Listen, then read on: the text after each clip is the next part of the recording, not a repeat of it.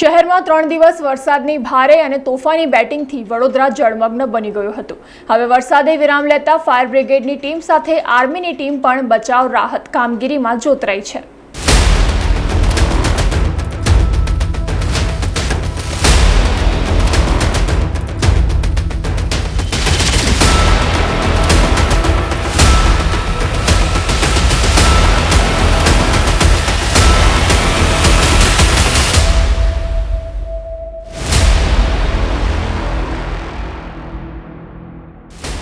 હવામાન વિભાગની આગાહી મુજબ 3 દિવસ વરસાદે વડોદરાને જળમગ્ન કરી દીધું હતું।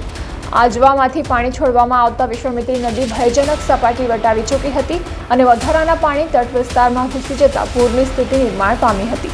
ત્યારે સ્થાનિક ફાયર બ્રિગેડની ટીમ સાથે સામાજિક સંસ્થા લોકોની મદદે આવી હતી અને ફાયર બ્રિગેડની ટીમે ઘણા લોકોનું રેસ્ક્યુ કરી સલામત સ્થળે ખસેડ્યા હતા અને આજે પણ શહેરના ઘણા વિસ્તાર પાણીમાં ગરકાવ છે। ત્યારે ફાયર બ્રિગેડની ટીમ સાથે હવે આર્મી પણ જોડાઈ છે।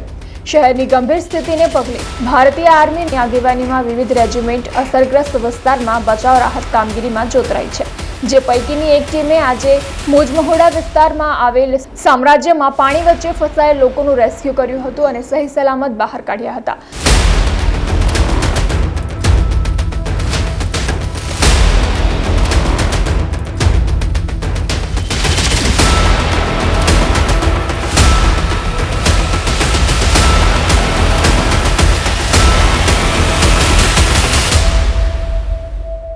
જેમાં એક મહિલાને શ્વાસની તકલીફ હોવાથી તેમણે પાણીમાંથી બહાર કાઢ્યા હતા।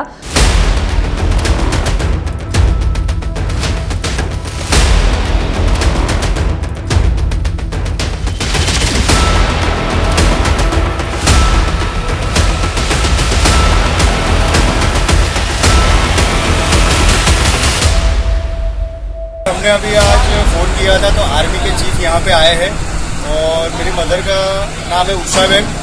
उनको रेस्क्यू किया क्योंकि उनको सांस लेने में बहुत ज़्यादा ही प्रॉब्लम हो रहा था। इन्होंने रेस्क्यू करके एम्बुलेंस बुला के उन्होंने जो भी सेवा की उसके लिए बहुत बहुत धन्यवाद। तो બીજી તરફ કેટલાક લોકોમાં સમયસર મદદ નહીં મળવાથી નારાજ જોવા મળ્યા હતા।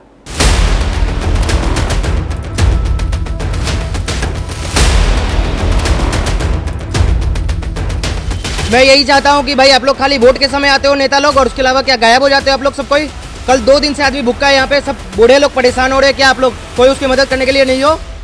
मैं यही आपसे अपील है कि जल्द से जल्द ये क्लियर करवाया जाए और इसका सॉल्यूशन हर साल के लिए निकाला जाए। अभी आर्मी आई है, क्या कहना चाहोगे? आर्मी लोग बहुत सपोर्ट कर रही है, फूड बांट रही है, पब्लिक का हेल्प भी कर रही है, लेकिन 2 दिन हम लोग को कुछ भी नहीं मिला। सब आदमी भूखे रहा है। लास्ट में हम लोग रस्सी बांध के कुछ ऐसे फेंक के देना पड़ा है, उसमें आधा पानी में गया है। लेकिन आपके गवर्नमेंट ने कोई सपोर्ट नहीं किया है 2 दिन। तो मेरा आपसे यही गुजारिश है कि आप लोग जल्द से जल्द ये पानी से राहत दिलवाए और हर साल के लिए निकाले।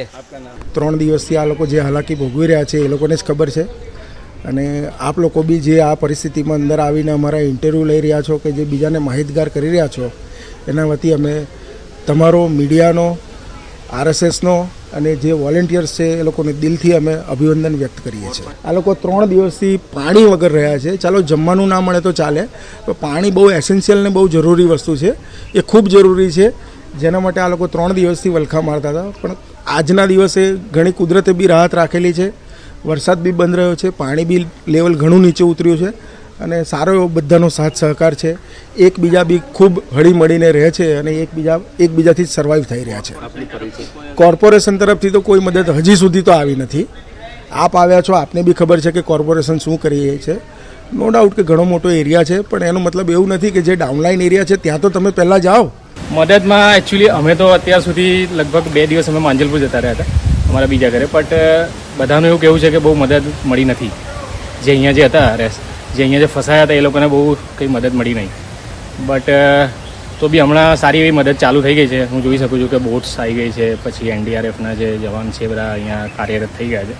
શહેરના સયાજીગંજ વિસ્તારમાં ડેરી રેન્જ સર્કલથી સૂરજ પ્લાઝા કોમ્પ્લેક્સ તેમજ આગળ જતા પરશુરામ ભટ્ટામાં હજી પણ પાણી છે અને સંખ્યાબંધ લોકો પાણીમાં ફસાયા છે। સાથોસાથ દુકાનો પાણીમાં ગરકાવ થઈ ગઈ છે।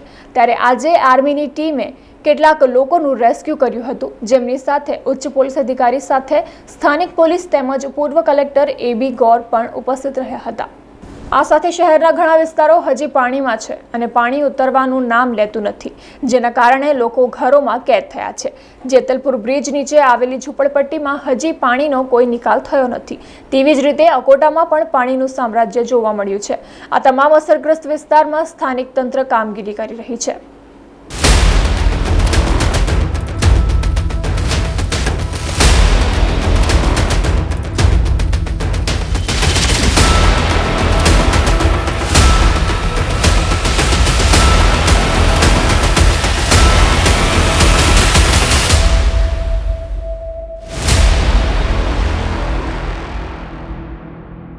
સમાચારોના સતત અપડેટ માટે TNN ન્યૂઝને YouTube પર સબસ્ક્રાઇબ કરી બેલ આઇકોન પ્રેસ કરો અને અમારી સાથે જોડાયેલા રહો Facebook, Instagram અને Twitter ઉપર.